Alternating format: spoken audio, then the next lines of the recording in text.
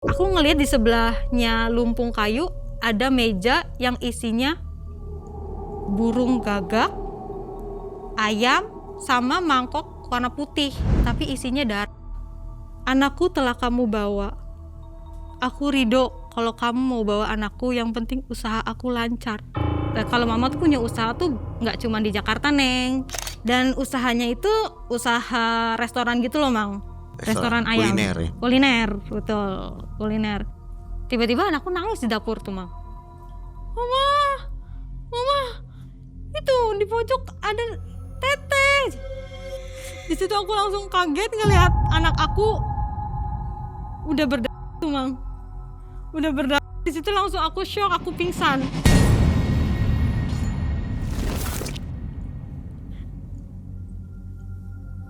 Maafin aku. Aku cuma gitu, cuma bisa minta maaf sama Mas Aldi. Mas Aldi cuma bisa peluk aku. Cuma bilang, enggak, kamu enggak salah. Ikhlasin Elsa. Itu kecelakaannya karena apa ya? Cerita nggak si babysitternya? Awalnya kan gak cerita, masih shock. Di balik rumah makan ayam yang selalu ramai, ibu mertua duduk tenang dengan senyum menyeringai. Konon, dirinya melakukan ritual setiap malam dengan menumbalkan anak dan cucu secara kejam. Tangis kesedihan berubah jadi mahar kekayaan. Uang mengalir dengan usaha yang menjadi kejayaan. Namun, kutukan panjang menjadi penutup perjanjian dan harus diterima oleh mertua Mbak Intan.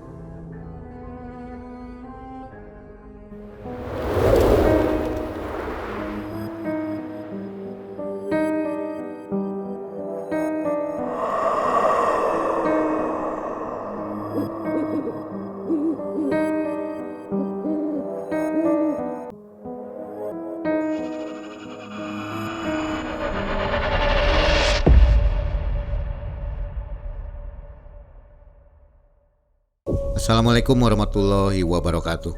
Waalaikumsalam warahmatullahi wabarakatuh.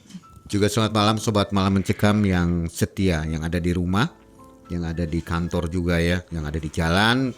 Mudah-mudahan semuanya selamat, semuanya sehat dan rezekinya juga banyak ya. Amin. Sobat, sudah ada di studio yang siap berbagi pengalamannya di tahun 2019. Ini namanya Mbak Intan. Di kisah ini Mbak Intan harus pakai masker Sobat, karena ada sesuatu yang harus disembunyikan katanya. Nggak bisa dikasih tahu ke semua orang ya. Gitu ya? Iya, lebih ke privasi keluarga aku. Privacy ya, oke. Mbak Intan apa kabar? Ya baik, Mang I. Alhamdulillah. Terima kasih sudah mau berbagi pengalamannya di Malam Mencekam ya. Mbak Intan, ini kejadian tahun 2019 itu ketika Mbak Intan dengan cowok ya? Iya, betul. Itu kenapa? Cowoknya kenapa? Ini cowoknya itu udah jadi suami di tahun 2019. Suami. Dan ya, kejadiannya itu di rumah ibu mertua. Hmm. Gitu, kejadian di rumah ibu mertua di tahun 2019.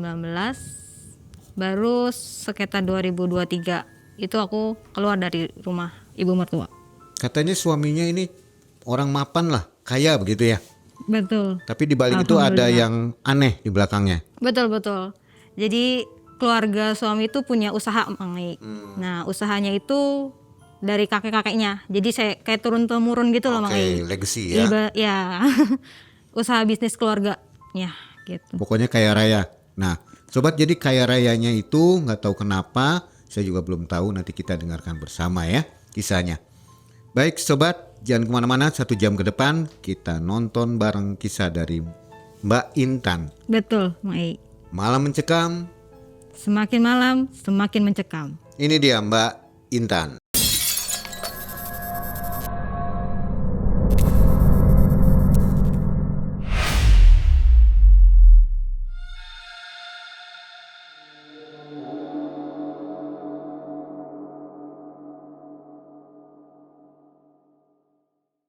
Jadi begini, Mang I. Di tahun 2014 aku memutuskan untuk merantau, Mang I. Di tahun 2014 ini merantaunya itu bareng temanku, Mang I. Awalnya aku diajak sama temanku ini. Tan, yuk ikut aku yuk ke Jakarta. Aku mau kerja di sana, ada tawaran. Tapi aku butuh partner. Aku mau ngajak kamu, Tan. Nah saat itu aku bingung Mai, karena orang tuaku pasti nggak setuju kalau aku mau merantau. Cuman karena aku ditemani oleh temanku ini, akhirnya orang tuaku menyetujui itu. Usia berapa waktu itu? Saat itu masih 19 tahunan. Lanjut langsung Mai. Di situ abis aku diizinin untuk merantau, 2 hari kemudiannya aku berangkat sama temanku ke Jakarta. Setelah sampai di Jakarta, aku langsung dapat pekerjaan Mai bersama temanku ini sebagai SPG Mai, SPG freelance lebih tepatnya. Jadi nggak satu perusahaan aja kita kerjasamanya. Di situ aku bekerja sama temanku selama hampir 2 tahun Mai sebagai SPG freelance. Sampai akhirnya di tahun 2016 tuh bertemu dengan sosok lelaki yang saya idam-idamkan Mai. Panggil aja namanya, sosok ini namanya Aldi Mai. Disclaimer udah saya samarkan ya Mai ya. Jadi Aldi ini tuh aku bertemu dia bener-bener ngelihatnya sosok laki-laki yang cukup mapan, dewasa, dan sangat perhatian sama aku Mai. Saat itu aku udah mulai, kalau kata orang jatuh cinta mungkin ya Mai ya. Langsung jatuh cinta sama Aldi. Karena kedewasaannya, karena sosok dia yang bertanggung jawab juga, dan kita mah realistis sebagai wanita juga ya Mang Iya. Karena dia udah cukup mapan dan juga keluarganya sudah cukup terpandang juga tuh Mang Iya. Jadi di situ saya mencoba berdekat dengan Aldi dan berhubungan dengan Aldi di tahun 2016. Jadi memang termasuk cowok kaya gitu? Iya betul. Jadi 2016 itu dia sudah menceritakan usaha-usaha dia Mang Ei. Usaha dia yang sebagai pengusaha muda dan juga ada bisnis-bisnis keluarga dia yang lainnya. Nah, di situ dia sudah menceritakan kekayaannya dia saat itu. Aldi itu sangat memanjakan saya, perhatian sama saya. Apapun yang saya butuhkan dia selalu memenuhinya Mang Ei. Karena kan saat itu kan saya di Jakarta ngekos ya Mang Ei ya. Nah, jadi dia tuh sangat memenuhi kebutuhan saya banget. Nah, di Jakarta.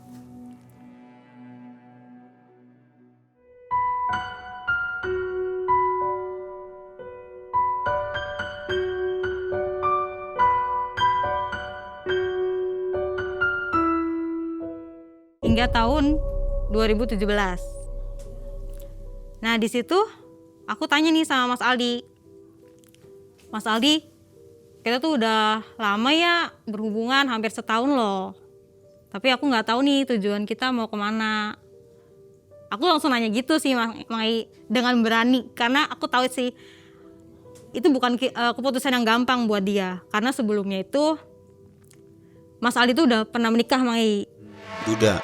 Jadi ya Punya dia anak. duda dan belum sempat punya anak karena mantan istrinya meninggal dunia Mai. Jadi aku juga bersabar sih nunggu keputusan itu. Cuman kan kita sebagai wanita juga nggak bisa lama-lama ya Mang Ei menunggu keputusan. Sampai akhirnya Mas Aldi tuh ngomong ke aku, Neng, aku tuh serius sama kamu Neng. Aku sayang banget sama kamu. Aku berharap sih kita bisa menjalani kehidupan tuh bersama-sama selamanya. Sampai akhirnya aku minta dong sama Mas Aldi. Mas Aldi, kalau memang kamu serius, mau nggak kamu ketemu orang tuaku di Cirebon? Aku bilang gitu sama Mas Aldi. Dia langsung setuju. Jadi, hayo mau kapan? Aku serius sama kamu. Sampai akhirnya kita ke Cirebon tuh, balik ke kampungku untuk minta restu kedua orang tuaku. Ketemu tuh sama orang tuaku. Awalnya orang tuaku nggak tahu tuh untuk statusnya Mas Aldi. Kalau dia seorang duda. Nah awalnya tuh nolak gitu. Nolak karena, Neng kamu yakin sama duda gitu. Kan kamu kan masih single, nggak coba cari yang sama-sama single. Ngomong gitu ke aku, tapi itu tanpa ada Mas Aldi ya, Mang Ei ya. Itu kita ngobrolnya di kamar. Jadi aku dibawa ke kamar sama mama tuh untuk ngobrol hal itu. Tapi aku meyakinkan sama mama dan papa kalau keputusan aku untuk bersama-sama Mas Aldi itu keputusan yang tepat. Kamu yakin nggak bisa bahagiain anak saya? Karena saya merasa anak saya udah cukup bahagia di sini. Kalau kamu bawa, kamu yakin bisa bahagiakan dia? Itu kata-kata mama saya kepada Mas Aldi. Cuma Mas Aldi langsung jawab dengan tegas tuh Mang Ei. Saya yakin Bu, saya bisa membahagiakan Intan. Pokoknya di situ Mas Aldi tuh langsung meyakinkan kedua orang tua saya Mang Ei. Sampai akhirnya orang tua saya pun percaya tuh. Mendapat kabar bahagia itu, aku sama Mas Aldi tuh bener-bener seneng banget tuh Mang Ei. Karena direstui sama orang tua aku. Setelah dapat restu, Mas Aldi tuh langsung ngomong, gimana kalau lusa kamu ke rumahku yuk, aku mau kenalin kamu sama ibuku. Itu aku makin seneng lagi, makin kayak Mas Aldi tuh bener-bener yakin nih mau nikah sama aku, karena sudah mau mengenalkan aku dengan orang tuanya dia gitu tuh Mang Ei. Setelah dari Cirebon kita langsung berangkat juga, PP ibaratnya ke Jakarta. Besoknya baru aku ke rumahnya Mas Aldi. Ketemulah sama ibunya Mas Aldi. Aku awalnya tuh takut banget ketemu sama dia, karena kan posisinya Mas Aldi kan udah pernah punya istri ya Mang Ei. Ibaratnya masih punya menantu, mantan menantu gitu. Takutnya kayak aku dibanding-bandingin gitu Mang Ei sama mertua tuh. Tapi nyampe di rumah ibu mertua, aku kaget banget ya di situ karena rumahnya kan besar banget ya. Awalnya aku belum pernah ke situ kan. Pertama kali ke situ tuh dikasih tahu rumahnya besar banget, itu bikin aku makin minder Mang Ei. Minder. Cuman kata Mas Aldi, "Enggak apa-apa, masuk aja yuk. Mama udah nungguin dari tadi loh." Di situ aku langsung masuk ke rumah dan disambut baik Mang Ei itu. Sambut baik banget sama mamanya Mas Aldi. Kayak hal-hal negatif yang sebelumnya aku pikir bakal terjadi kayak dibanding-bandingin gitu, nggak ada sama sekali di situ. Malah aku direspon baik sama mama mertua, mamanya Aldi gitu. Sampai akhirnya di November di 2017 tuh, ya keluarganya Mas Aldi datang ke Cirebon untuk melamar aku Mang Ei. Di Desember baru diadakanlah pernikahannya Mang Ei. Kita menikah dan aku dibawa ke rumah ibu mertua Mang Ei. Di situ aku tinggal di rumah ibu mertua, mama mertua ini masih canggung Mang Ei. Canggung harus gimana, explore kemana, karena rumahnya tuh bener-bener bagus banget. Kayak rumah 2 lantai tapi tuh rapi, besar Mang Ei. Rapi, besar, banyak kamar, banyak ya, ada kamar tamu, kamar utamanya juga 2 Mang Ei, atas sama bawah. Tapi mama ngomong, "Ayo nak, masuk aja Neng, kan udah jadi rumah sendiri," kayak gitu. Ya sudah, aku langsung masuk tuh di situ setelah menikah tuh. Tinggal di situ bareng mama, bareng Mas Aldi. Nah, di situ Mas Aldi tuh bener-bener makin memanjakan saya sebagai istri Mang Ei. Itu aku makin bahagia. Namanya keputusan untuk menikah tuh bener-bener tepat bersama Mas Aldi. Tahun 2018 ini tuh mama tuh cerita tentang keluarganya dia lah ibaratnya. Sila-sila keluarga dia, usaha-usaha dia, kenapa Mas Aldi tinggal sama mama gitu. Karena memang walau bagaimanapun Mas Aldi itu anak satu-satunya Mang Ei, walaupun sebelumnya tuh dia punya kakak 2. Punya kakak 2 tapi meninggal semua Mang Ei.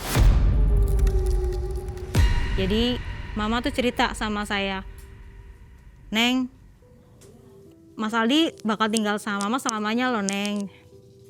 Jadi kamu jangan bosen ya tinggal sama mama gitu. Karena mama cuma punya Mas Aldi dan Mas Aldi cuma punya mama." Mas Aldi juga udah sempat cerita dulu kalau dia punya kakak, cuman dia nggak menceritakan detailnya saat itu. Nah di situ baru tuh mama ceritain detailnya kalau kakaknya itu punya 2, yang pertama meninggal karena kecelakaan, yang kedua karena sakit Mang Ei. Di situ aku diceritain tuh sama mama. Nah, kalau Mas Aldi punya kakak 2 dan hal itu yang terjadi sama kakaknya. Jadi mama juga cuma bertumpu sama Mas Aldi, cuma berdua aja gitu. Karena suami mama, maksudnya ayah mertua juga udah lama meninggal saat Aldi masih kecil gitu tuh. Sedih pasti, tapi salut juga sama mama karena mama bisa membesarkan anak-anaknya mereka gitu loh. tanpa suami gitu tuh. Dengan hanya usaha-usaha dia. Dan usahanya juga dia ceritakan di sini. Kalau mama tuh punya usaha tuh nggak cuma di Jakarta, Neng. Jadi maklum ya kalau mama jarang di rumah, mama gitu. Karena mama bakal banyak keluar kota nih. Mungkin Aldi juga membantu mama di usaha mama ini.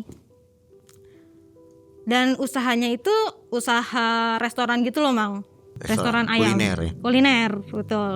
Kuliner. Cabangnya banyak. Cabangnya banyak, mungkin kalau misal aku kasih tahu mungkin Mang tahu, cuman aku nggak bisa menceritakan itu, Mang ya. Nggak cuma di Jakarta, tapi di Yogyakarta ada, di Subang juga ada, di Cirebon juga ada baru buka gitu tuh.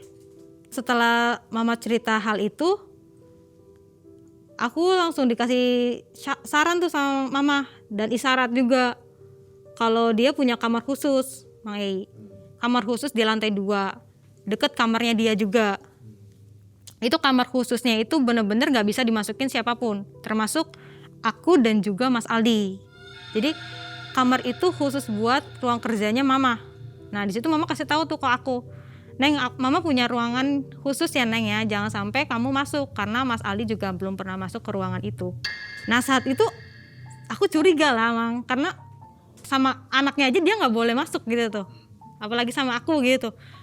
Itu kamar apa? Aku sempat nanya dong ke mama, memang kenapa Ma kamar sebelah kamar mama tuh nggak boleh aku masukin gitu.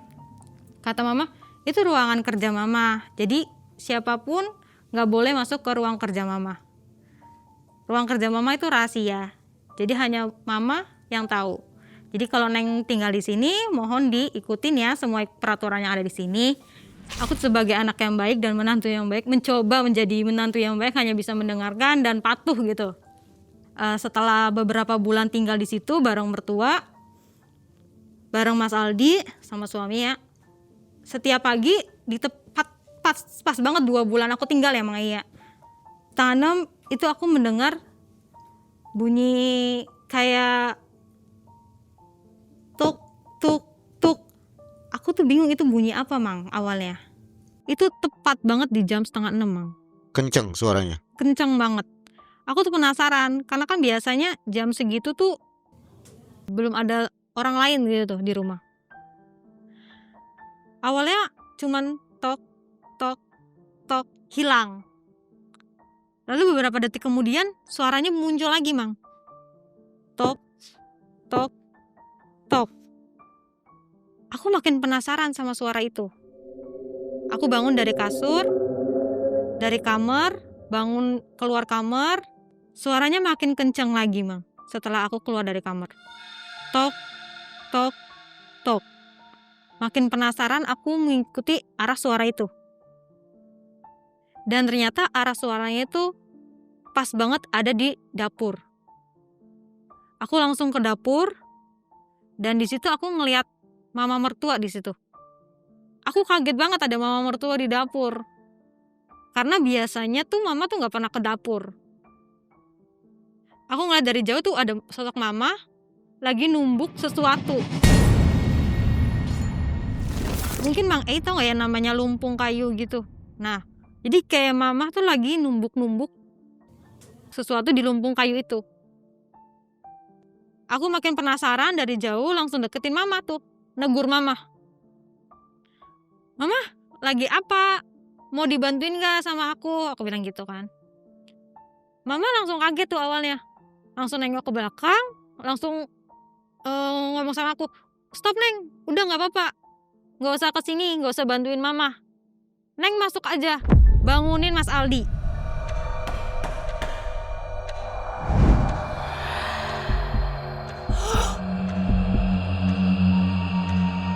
Aku bingung dong, karena kan emang niatnya aku ke dapur mau tahu tuh suara yang aku dengar tuh dari mana gitu. Dan ternyata emang dari arah dapur kan. Aku disuruh mama untuk kembali lagi ke kamar. Cuman aku nanya, gak apa-apa Ma, aku bantuin. Apa yang perlu aku bantu? Aku bilang gitu kan. Kata mama, gak usah. Mama ini urusan khusus buat pekerjaan mama. Jadi kamu gak usah ikut campur. Kamu mau masuk aja. Bangunin Mas Aldi untuk berangkat kerja.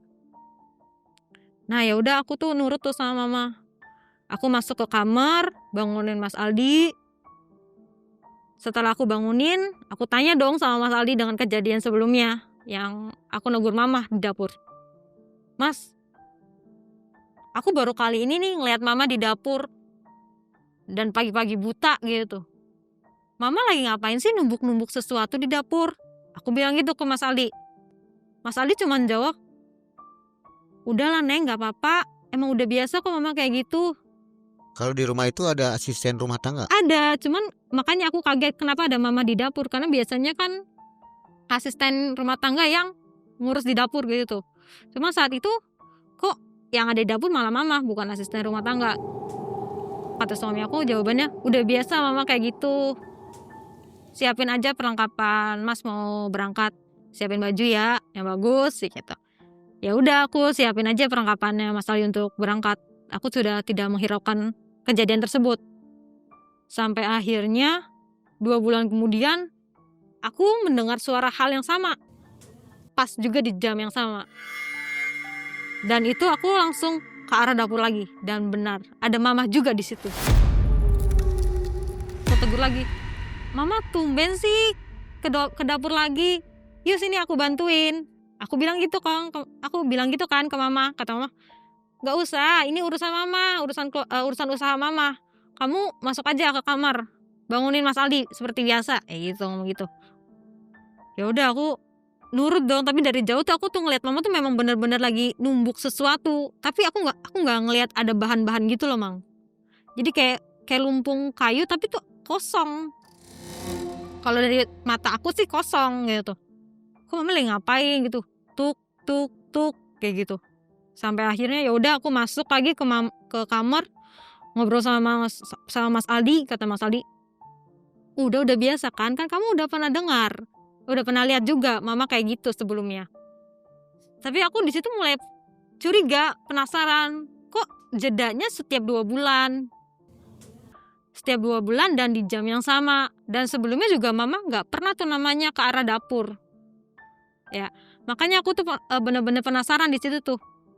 Tapi Mas Aldi selalu ngomong sama aku, udah nggak usah mikir yang macam-macam, fokus aja sama kita, sama keluarga kita, sama aku, jangan ngomong gitu. Jadi kayak dia mengalihkan keseriusan aku ya dengan bercandanya dia. Sampai akhirnya ya aku lupalah kejadian yang menimpa aku dan mama gitu tuh di dapur. Aku ngerasa badanku udah mulai nggak enak, udah mulai mual-mual, badan kayak panas dingin gitu. Aku coba memeriksakan diri ke dokter dan ternyata malah dikasih kabar bahagia, Mang. Kabar bahagianya adalah aku hamil ternyata. Di situ Mas Aldi langsung meluk aku, langsung ngomong, selama ini kita nunggu tuh bener-bener dikasihnya cepet ya gitu. Ternyata di situ aku makin bahagia tuh sama Mas Aldi karena ya mungkin sebelumnya kan dia nikah tuh belum punya keturunan tuh, Mang, ya kan. Jadi dia pas sama aku dapat keturunan, dia tuh bener-bener over banget lah kebahagiaannya. Meluk aku, terus ya cium-cium aku, ya pokoknya dia over banget sama aku. Sampai aku bilang, ayo kita harus kasih tau mama, aku bilang gitu. Karena kan aku ke rumah sakit tuh bareng dia ya. Ayo kita pulang, kita ketemu mama, kita kasih tahu mama. Sampai di rumah, dah bener, mama bener-bener shock dan bahagia, shock bahagia. Langsung meluk aku, langsung nanyain apa keperluan yang kamu perlu gitu. Kayak bener-bener semua kebutuhan tuh harus dipenuhi. Memanjakan aku, bener-bener manja banget, dimanjain banget di situ. Aku sampai lupa lah kejadian-kejadian sebelumnya gitu, sama ketakutan aku, penasaran aku sampai hilang di situ. Karena di situ mama bener-bener ngasih royal banget sama aku, sampai nyuruh aku belanja yang tadinya aku di rumah aja kan. Udah Neng, kamu keluar aja belanja sana. Mau apa? Nih, aku kasih, mama kasih kartunya, sok kamu belanja. Aku habis itu langsung membelanjakan uangnya mama gitu. Selama kehamilan aku nggak ada tuh yang namanya ngidam aneh-aneh, malah super apa ya namanya ya, tenang. Mual-mual juga cuma di fase sebulan 2 bulan aja mual-mualnya. Jadi kesananya bener-bener tenang. Aku difasilitasi baik-baik saja mah, selama kehamilan sampai akhirnya di kehamilan ke-9, maksudnya udah waktunya aku lahiran. Alhamdulillahnya kehamilan yang pertama ini benar-benar normal, lancar, diberi kelancaran dan bahagia banget aku sama suami aku, termasuk ibu mertua juga bahagia banget. Adanya si Elsa itu, maaf memang namanya sudah aku samarkan, jadi anak aku Putri, aku beri nama Elsa.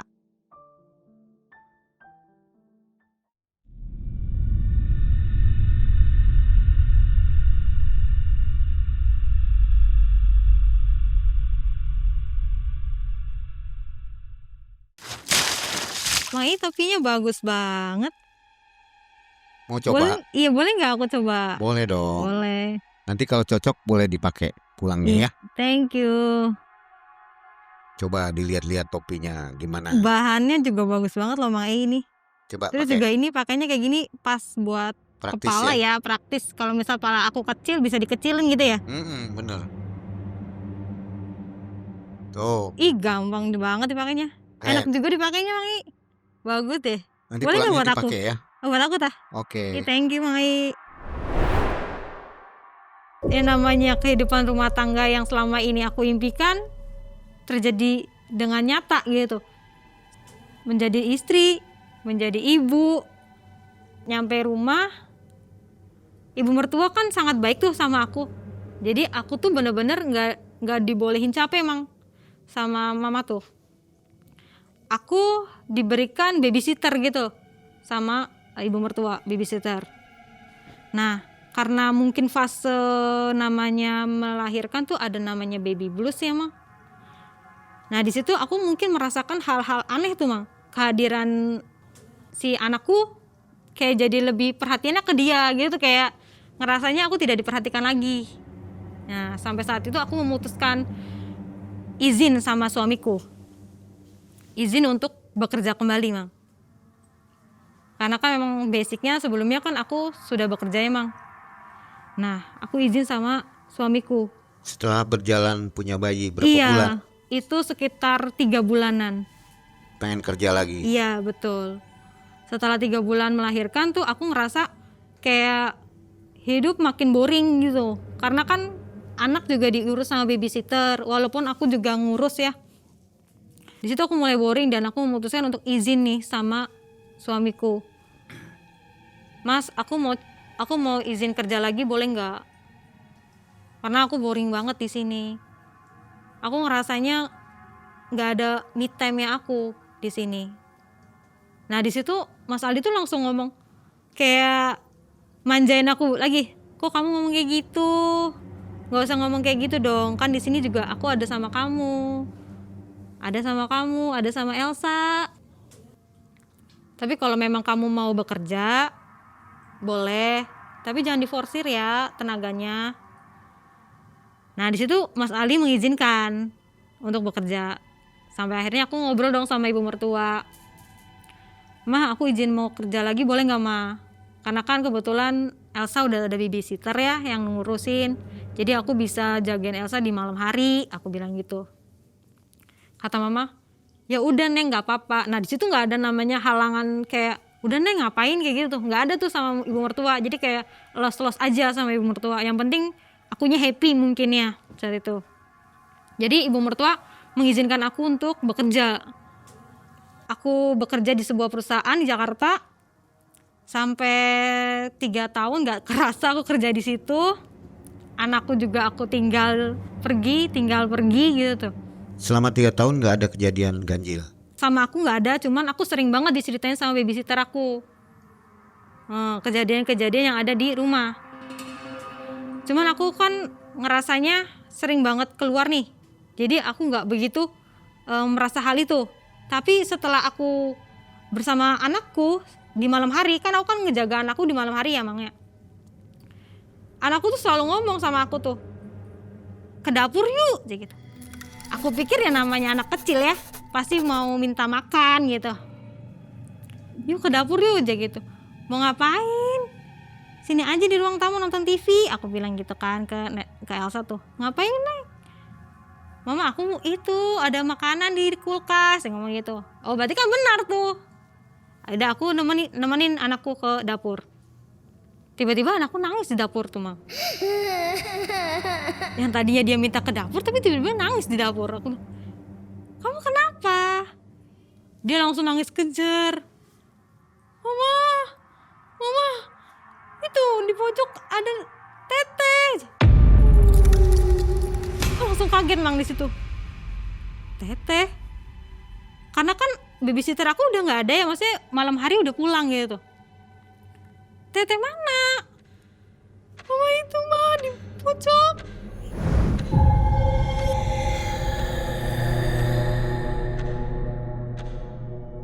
Di situ aku udah mulai ada hal aneh nih. Sampai akhirnya aku pergi dari dapur. Aku langsung bawa anakku pergi, langsung ke kamar, nidurin dia. Pas banget malam harinya, aku tuh ngimpi, Mang. Ngimpi memang ada sosok perempuan, tapi sosok perempuan itu aku pikir ya babysitter, Mang. Aku melangkah menuju dia, tapi mereka semakin menjauh. Anakku sama dia tuh semakin menjauh. Sampai akhirnya aku teriak dan terbangun.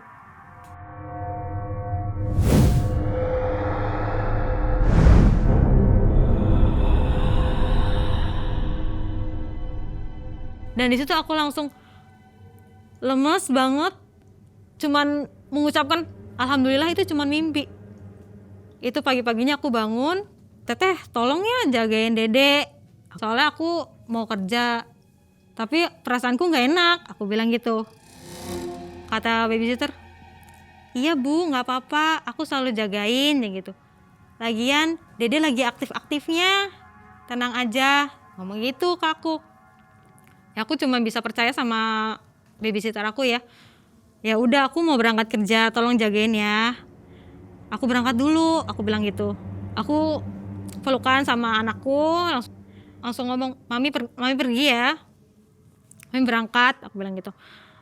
Dan dia nggak ada ekspresi kayak sedih ataupun kayak nangis gitu, nggak ada, Mang. Jadi kayak biasa aja gitu, aku merelakan. Sampai akhirnya aku berangkat. Nyampe kantor aku bekerja seperti biasa, lalu tiba-tiba aku ditelepon dari rumah. Aku angkat adalah telepon dari babysitter. Babysitter langsung telepon ke aku, dia langsung nangis. Dari itu aku panik ya, bu ini gimana, bu ini gimana. Aku langsung kaget, gimana apanya teh? Dedek kecelakaan bu, kecelakaan di mana? Ibu gimana ini bu? Dia cuma nangis, babysitter aku cuma nangis, cuman kayak ibu pulang ya gitu. Aku bilang ya udah aku pulang. Aku saat itu langsung kayak panik, izin sama atasan langsung pulang. Dan nyampe rumah lagi nangis, ibu maaf ya bu, dia gitu. Kenapa teh? Mana dede? Aku bilang gitu. Dedenya di dalam itu. Di situ aku langsung kaget ngelihat anak aku udah berdarah tuh, Mang. Udah berdarah, di situ langsung aku shock, aku pingsan. Berdarah di bagian apa? Kepala. Aku langsung shock, aku langsung pingsan di situ. Bangun-bangun aku langsung ada di rumah sakit, Mang. Dan itu langsung dipeluk sama suami aku. Aku gak tahu dia datangnya pas kapan. Cuman pas aku di rumah sakit udah ada dia. Sampai akhirnya aku dapat kabar dari suami aku ngomong, ikhlasin Elsa ya. Ikhlasin Elsa. Di situ aku langsung nangis. Aku tahu apa yang dimaksud suami aku. Di situ aku langsung cuma bisa ngomong, Mas maafin aku ya Mas. Ini keegoisan aku karena aku kerja gak bisa ngurus anak. Maafin aku. Aku cuma gitu, cuma bisa minta maaf sama Mas Aldi. Mas Aldi cuma bisa peluk aku. Cuma bilang, enggak, kamu gak salah. Ikhlasin Elsa. Itu kecelakaannya karena apa ya? Cerita nggak si babysitternya? Awalnya kan gak cerita, masih shock. Sampai aku langsung nanya ke babysitter, dia baru cerita, "Bu, sumpah Bu, tadi itu Dede lagi sama aku. Aku ngerasanya Dede lagi bareng aku di ruang tamu. Tapi tiba-tiba ada mobil di halaman rumah yang nabrak rumah aku. Jadi supirnya itu ngantuk, Mang."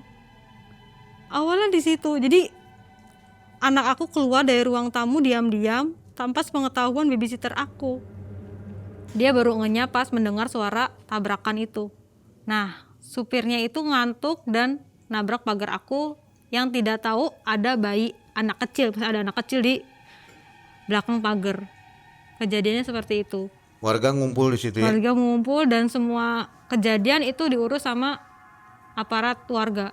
Kepolisian datang. Kepolisian datang dan di situ kan aku kaget kan, rame kenapa, dan melihat anak aku jatuh berdarah, pingsan lah aku. Kalau ibu mertua kemana waktu itu? Karena usahanya banyak, Mang Ei. Jadi dia tuh keluar kota. Oh, nggak ada di saat rumah. Itu, iya. Jadi di rumah cuma ada babysitter sama anakku. Jadi ibu mertua juga nggak tahu kejadian hal itu. Dia taunya juga by telepon dari suami aku. Kemudian datang. Baru datang. Nah di situ ibu mertua langsung nyemangatin aku, ngomong, "Udah ya Neng, sabar, ikhlas, ikhlas. Setiap anak tuh titipan Allah.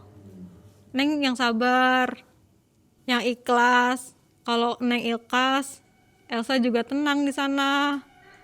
Aku tuh di situ langsung nangis kejer, Mang. Nangis kejernya karena mama mertua aku tuh nggak nyalahin aku sekecil pun, sedikit pun gitu. Karena di situ aku kan ngerasa bersalah. Aku minta maaf sama mama, maaf ya Ma, cucu mama udah nggak ada gitu. Anak aku nggak ada. Ini mungkin kesalahan aku, nggak bisa ngurus Dede, aku bilang gitu. Dia mama aku cuma ngasih taunya kayak gitu, mensupport aku malah. Jadi udah nggak usah ditangisin. Jadi setiap anak tuh titipan pasti akan kembali, cuma gitu. Nah di situ aku cuma bisa dikuatin sama mertua aku sama suami aku di situ. Sampai akhirnya 40 harian aku merelakan kepergian anak aku, sebulan 2 bulan sampai aku nggak inget lagi. Walaupun ada kenangan-kenangan ya, barang-barang dia di rumah. Tapi mungkin Allah masih ngasih rezeki sama aku dan keluarga aku, Mang. Saat di tahun yang sama aku hamil anak kedua.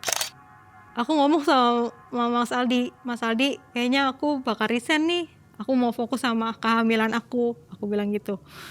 Kata Mas Aldi, "Ya nggak apa-apa kalau kamu memang mau fokus. Aku senang malah, karena kan aku dari awal juga udah bilang, kamu tuh memang bagusnya di rumah, nggak usah keluar kerja gitu," kata gitu. Sampai akhirnya ya udah aku diizinin, aku resign dan fokus sama anak kedua aku, kehamilan anak kedua. Di situ mama mertua senang karena dia kan ngomong ke aku, setiap anak pasti titipan kan dari awal. Buktinya kalau kamu ikhlas, Allah akan kasih, dia ngomong gitu. Nah, di kehamilan kedua ini tuh mungkin mama mertua aku lebih protektif tuh, Mang, ke aku. Dia sering banget ngasih ramuan-ramuan aneh yang biasanya nggak pernah aku konsumsi di kehamilan pertama. Nah di kehamilan kedua ini dia ngasihin beberapa ramuan gitu, kayak minuman jamu, tapi bukan jamu, gimana ya ngasih taunya, nggak ada rasa pahit tapi agak bau sedikit gitu tuh, Mang. Itu ramuan-ramuan itu tuh sering banget mama mertua aku kasih di bulan kedua sama ketiga. Nah itu sering banget dikasih.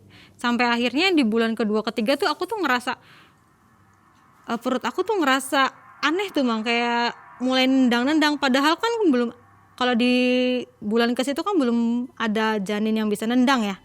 Nah itu aku mulai kayak ngerasa aneh di perut aku tuh.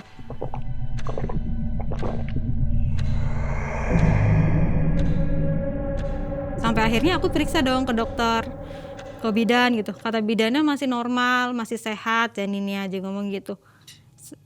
Karena mungkin itu perspektif aku ya, dari akunya pribadi ngerasanya ada hal aneh di dalam diri aku, tapi dari segi medis tidak ada tuh, Mang. Jadi aku balik lagi ke rumah langsung curhat sama mama, sama suami juga gitu. Sebenarnya tuh sebelum ke bidan aku ngerasanya aneh sama diri aku mah gitu. Aku bilang gitu. Ngerasanya kok kayak ada yang nendang-nendang tapi kan harusnya belum ada, aku bilang gitu. Kata mama tuh mungkin itu halusinasi kamu aja deh, Neng gitu. Kata mama tuh. Udah kamu rajin-rajin minum susu sama minuman yang mama kasih, ngomong kayak gitu. Sampai akhirnya yang harusnya aku mau lahiran karena ngerasanya aku udah mules. Nyampe bidan gak ada bayinya, Mang. Jadi yang keluar tuh air semua. Perutnya kempes. Makanya aku tuh kaget, sampai bidannya juga kaget. Bu, kok nggak ada bayinya gitu tuh. Bu, ini air semua, air ketuban semua yang keluar. Tapi air yang keluar tuh berasanya menurut aku bau banget, Mang. Bidan juga ngerasa itu airnya beda, bukan kayak air ketuban gitu. Cuman dari segi medis mungkin dia menginformasikannya ini cuman keguguran aja gitu. Jadi nggak ada hal-hal yang lain yang disampaikan sama bidan. Aku di situ langsung kaget, shock, yang harusnya aku punya bayi lagi tapi tidak ada. Aku cuma bisa nangis, cuma bisa ngomong ke Mas Aldi, Mas gimana ini, anak kita udah nggak ada lagi, kan kita harusnya punya bayi, kenapa kok sekarang nggak ada lagi. Nah di situ aku mulai nangis lagi, langsung ditenangin lagi sama Mas Aldi.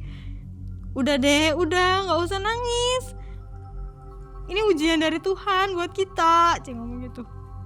Yang sabar ya kita yang sabar, kata Mas Aldi gitu ke aku.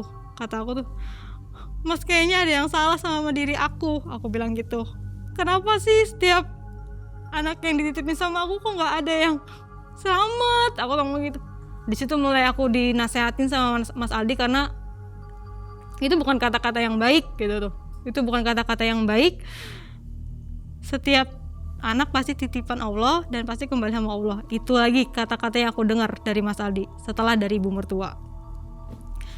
Sampai masa kehilangan anak kedua ini, aku di rumah aja, nggak bekerja, nggak ngapa-ngapain, cuma ditemenin sama mama mertua yang sering keluar kota juga gitu. Terus ditemenin sama Mas Aldi juga. Jadi kayak kehidupan aku boring, tapi Mas Aldi selalu support aku, menyayangi aku, malah lebih sering di rumah sekarang Mas Aldi. Sampai ngomong, yang kita sekarang berdua lagi, kita berdua pasti akan selamanya ya, jangan ninggalin aku gak bakal ninggalin kamu, kata dia gitu. Di situ aku mulai terhanyut lagi sama omongan dia. Bener-bener ini pria yang bertanggung jawab.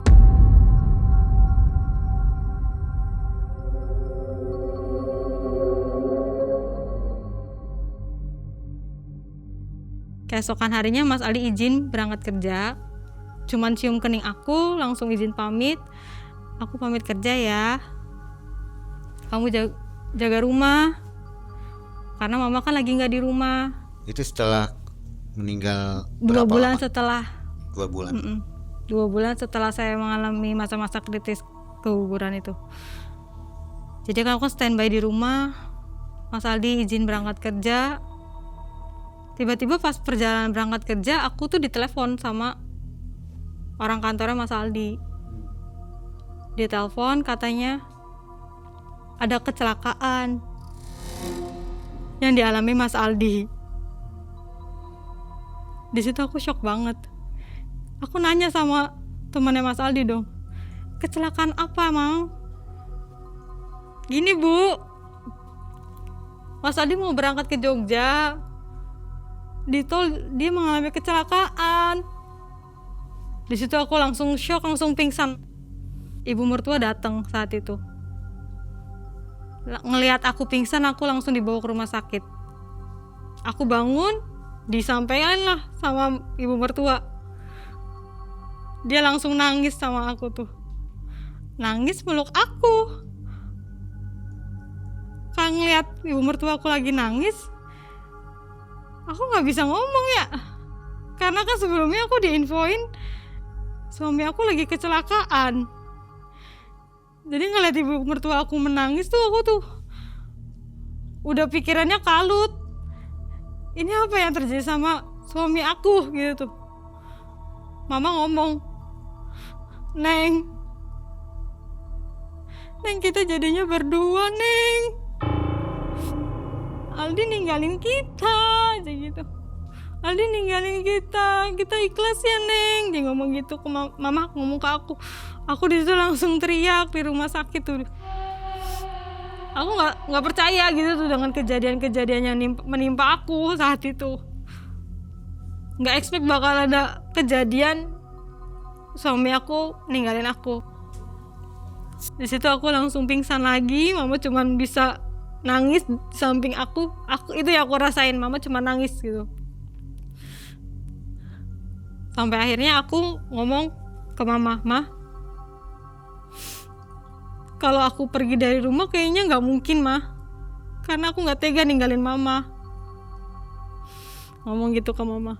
Sampai mama yang ngomong, mama cuma punya kamu, Neng. Kalau kamu ninggalin mama sama siapa? Aldi udah ninggalin mama, masa kamu mau ninggalin mama? Sampai akhirnya ya udah, aku cuma bisa nemenin mama di rumah sakit, nemuin jenazah suami aku di rumah sakit, dan dimakamkan esok harinya, Mang. Setelah dimakamkan, kami mengadakan tahlilan seperti biasa, Mang. Kalau orang muslim biasanya untuk mendoakan orang yang sudah tiada, itu kita mengadakan tahlilan selama 7 hari. Saat hari ke-7, setelah para tetangga sudah selesai berdoa, di rumah cuma ada aku sama mama mertua. Niat aku tuh mau ngomong sama mama gini, Ma, karena kita cuma berdua, aku mau balik kerja lagi boleh enggak? Kata aku tuh gitu. Karena aku bener-bener kalut, gak tahu harus ngapain. Karena di rumah pasti aku bakal keinget terus sama kejadian-kejadian sebelumnya, baik dari anak aku maupun suami aku. Gak coba pulang ke rumah orang tua? Aku mau sempet pulang ke rumah orang tua, cuman ya itu mama mertua ngomongnya kalau misalnya dia sendirian dia bakal nggak sanggup gitu. Jadi balik lagi? Iya, aku tetap sama mertua aku gitu. Sampai akhirnya di hari ke-7 itu kan aku izin sama mama, dan mama juga izin sama aku. Mama juga mau kembali kerja, menjalankan bisnisnya. Ya udah, Neng, kalau kamu mau kerja aja. Mama juga mau bisnis, mau buka restoran mama, mau dibuka lagi gitu. Mama mau siap-siap dulu untuk perlengkapan bisnis mama. Mama mertua ngomong gitu ke aku. Neng rapihinnya sisa-sisa pengajiannya. Setelah itu ya udah, aku nurut tuh. Mama langsung ke kamarnya, langsung ke ruangan kerjanya yang sebelumnya aku cerita, ke ruangan kerjanya. Terus aku beres-beres lah di situ, di lantai bawah. Setelah itu aku ngobrol, mau menemui mama tadi niatnya, mau ngasih tahu kalau semuanya udah beres gitu. Pintu kerja mama tuh nggak tertutup sempurna tuh, Mang. Jadi kayak ada kebuka sedikit. Aku mencoba masuk, kayak di situ aku udah mulai penasaran banget dengan ruang kerja mama yang seperti apa, yang nggak boleh aku masukin gitu tuh. Aku masuk ke ruangan kerjanya tanpa sepengetahuan mama, karena pintunya kan kebuka sedikit. Aku ngelihat ada bayangan-bayangan mama sedang menumbuk-numbuk lumpung kayu yang biasa dia gunakan di dapur. Nah, di situ aku tuh penasaran dong, mama sedang apa. Pas aku mau masuk, aku ngelihat di sebelahnya lumpung kayu ada meja yang isinya burung gagak, ayam, sama mangkok warna putih, tapi isinya darah. Nah, di situ aku mulai penasaran, mama lagi ngelakuin hal apa gitu tuh dengan lumpung kayu yang biasanya dia gunakan di dapur.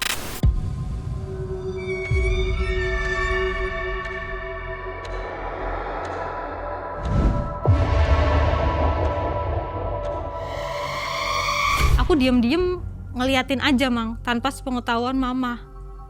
Sampai akhirnya dia memasuki beberapa barang-barang kayak daging ayam. Itu ayam itu disembelih, darahnya tuh dipisah tuh Mang. Burung gagaknya juga sama, yang udah mati darahnya dipisah. Setiap darah-darahnya itu dimasukin ke lumpung kayunya.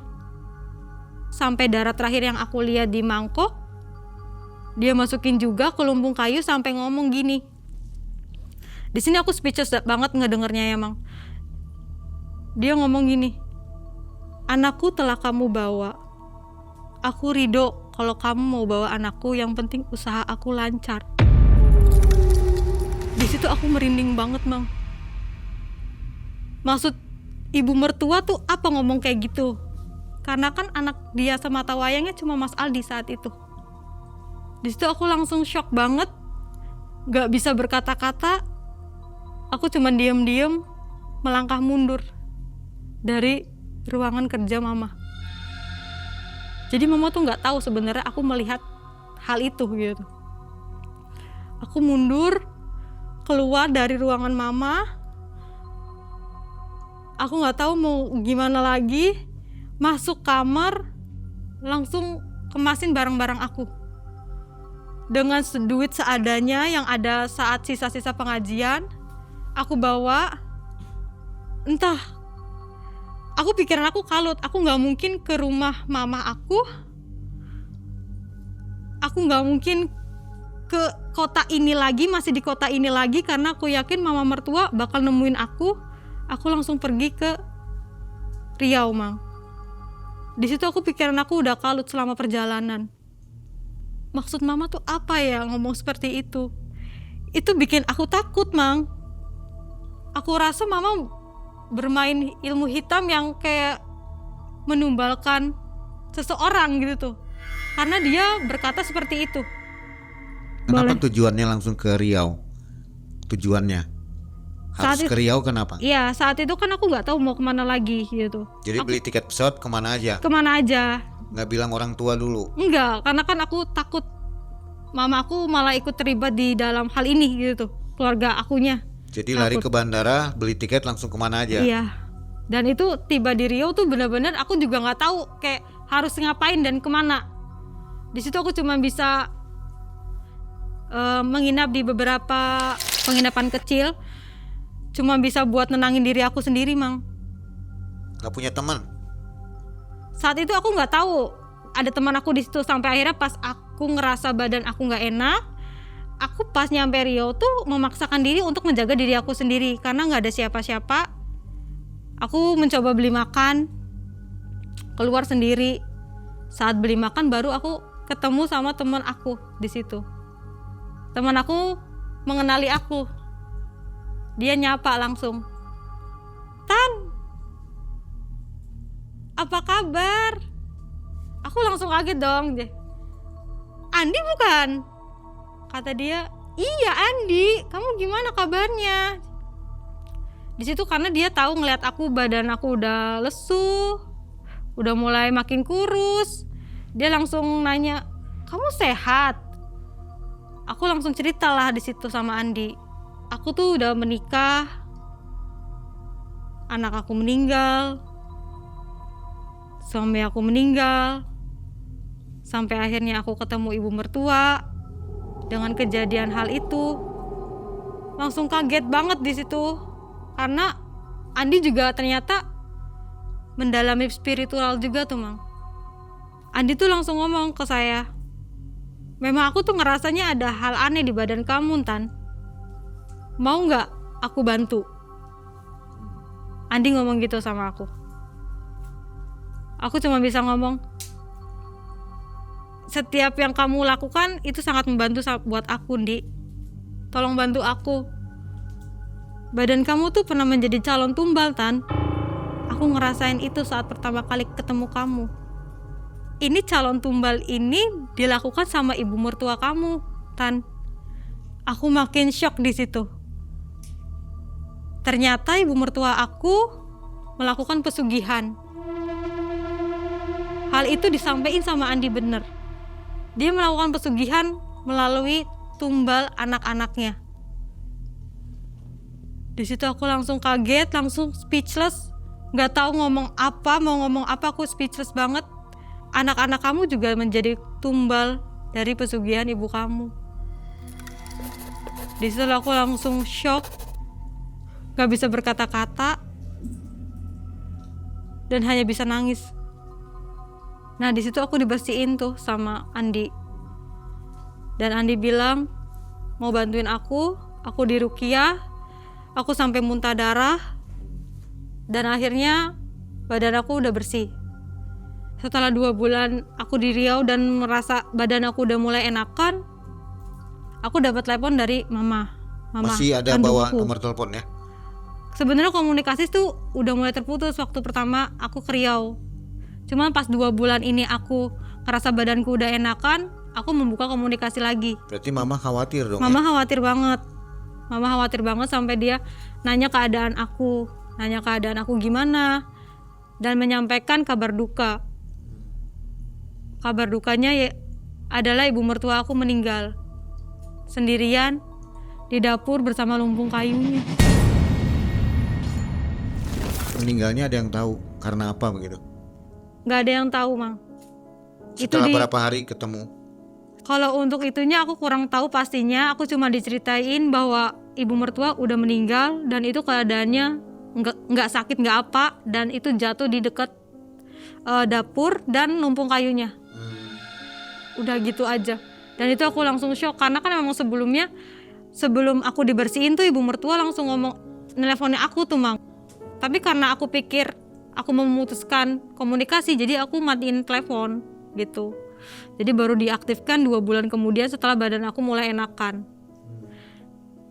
Dan Andi pun udah ngomong bahwa badan aku udah bersih, kemungkinan gak ada yang namanya tumbal menumbal di tubuh kamu. Jadi ini akibat dari pembersihan Andi mungkin ya? Betul. Andi juga memvalidasi itu, Mang. Karena kan setelah aku mendapat kabar itu, aku langsung cerita ke Andi. Ya. Dan Andi langsung ngomong, itu karena gak ada tumbal lagi yang bisa dia korbankan. Harusnya yang akan kena itu Mbak Intan ya? Betul. Target selanjutnya ya, itu Mbak Intan ya? Kemungkinan saya, karena saya yang satu-satunya yang ada di dekat beliau. Ya. Udah menjadi keturunannya juga begitu ya? Betul. Menurut Mbak Intan itu melakukan pesugihan apa si mertua? Dari ceritanya Andi tuh gak pernah spesifik pesugihannya apa, tapi ini untuk usahanya semakin maju. Ya. Aku juga nggak tahu sih nama pesugihannya apa, tapi Andi spesifiknya memang ini khusus untuk usahanya dia makin maju secara berkala. Ya. Ini berat sekali ya kisahnya. Harus ditanggung oleh Mbak Intan ya. Tapi alhamdulillah semuanya udah lama Terlalu tahun ya. saya lupakan. Ya, ingin tahu harta-harta ibunya kemana itu ibu mertua? Itu udah bangkrut semuanya, Mang. Gak ada sampai Nggak sekarang? ada. Dan aku juga tidak tahu sih kemana akhirnya, karena kan aku memutuskan komunikasi di situ. Mungkin pernah lewat rumah makannya. Pernah, Masih ada? tapi bangkrut. Bangkrut ya? Udah tutup, Oke. udah tutup semua. Baik, Mbak Intan, di akhir kisah ini mungkin ada pesan untuk penonton Malam Mencekam ya. Jadi ternyata disayang di depan tapi menyimpan misteri begitu ya. Betul. Apa kira-kira yang mau disampaikan ke penonton Malam Mencekam? Kalau memang ingin membangun hubungan yang lebih serius bersama suami atau istri, kalau bisa seluk-beluknya dicari lagi, Ya. cari tahu lagi. Tapi memang Andi ini sosok yang baik sebenarnya. Baik banget, Tidak terlibat begitu tidak ya. terlibat. Hanya ulah ibunya saja ya.